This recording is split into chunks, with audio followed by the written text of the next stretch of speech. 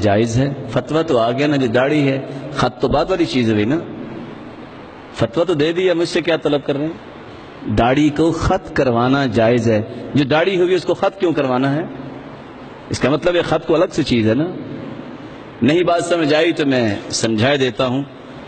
قرآن حدیث کہتی ہے فَاعْفُ اللِّحَىٰ، داڑھی کو معاف کر دو۔ معاف کرنے کا کیا معنی ہے؟ کسی کو آپ معاف کرتے ہیں تو 2-4 تھپڑ لگا کے معاف کرتے ہیں کہ ویسے کرتے ہیں؟ بولے۔ جب ہم لیلۃ القدر میں دعا مانگتے ہیں اللہم انک عفو کریم تحب العفو فاعف عنا، اے اللہ تو معاف کرنے والا ہے، ہمیں بھی معاف کر دے۔ کیا؟ سارے گناہ کے تھوڑے سے؟ سارے گناہ۔ جب سارے گناہ کی معافی مانگتے فاعف اللحیٰ، داڑھی کو ساری کو معاف کرو۔ ارخ اللحیٰ، داڑھی کو لٹکاؤ۔ وفر اللحیٰ، داڑھی کے بال وافر کرو۔ اوف اللحیٰ، داڑھی کو پورا کرو۔ ارج اللحیٰ، داڑھی کو لمبا کرو۔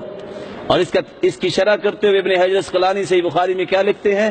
ای اترکوها وافرہ ولا تتعرضوا لها بتغیر، اس کو جیسے ہے اس کو وافر ہی رہنے دو اور کوئی تغیر نہ کرو۔ رسول اللہ صلی اللہ علیہ وسلم کا فرمان ہے اور اسی کو انسان کو سمجھنا چاہیے۔ اللہ رب العزت سب کو توفیق عطا فرمائے۔